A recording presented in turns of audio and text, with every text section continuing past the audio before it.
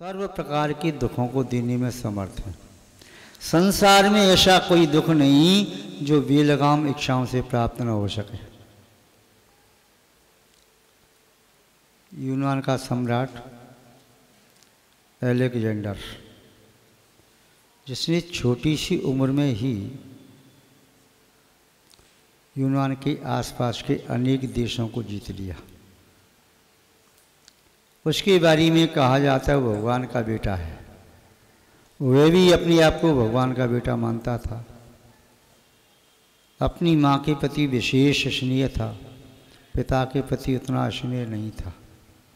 पिता के प्रति तो द्वेष का भाव भी था। वह आसपास के देशों को जीतता हुआ भारत की ओर आया। भारत आज से नहीं 2000 साल पहले भी सोने की चिड़िया कहा जाता था। भारत आज नहीं, हजारों लाखों करोड़ों अरबों खरबों वर्ष पूर्व भी ये विश्व गुरु माना जाता था। आध्यात्मिक शिक्षा का केंद्र ये भारतवर्ष अनादिकाल से रहा है। भारत में जो कुछ है वह भारत के अतिरिक्त अन्य देशों में नहीं।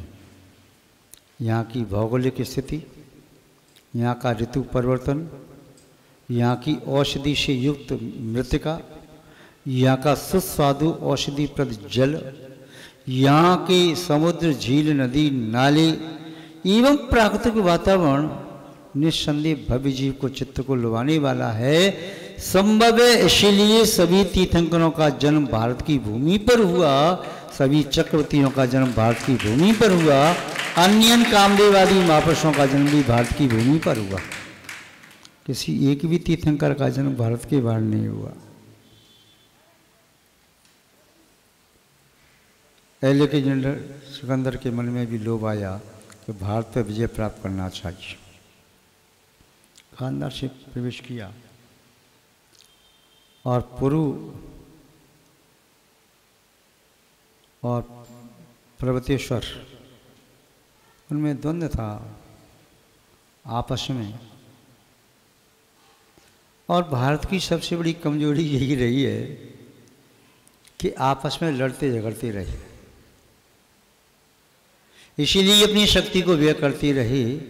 और सिकंदर ने दोनों राजाओं को आपस में लड़ाया, लड़ा करके उसकी फायदा उठाया और भारत में प्रवेश कर गया।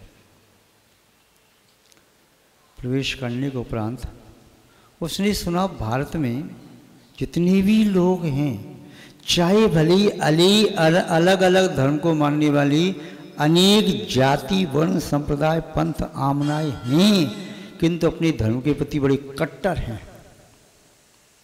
चाहे कोई जैन धर्म मानता है, कोई वैष्णव धर्म मानता है, कोई इस्लाम धर्म मानता है, कोई सिख धर्म मानता है, कोई बौद्ध धर्म मानता है, कोई ईसाई धर्म मानता है, कोई और धर्म को मानते हैं, किंतु सभी अपनी अपनी धर्म के प्रति प्राणपण से समर्पित हैं।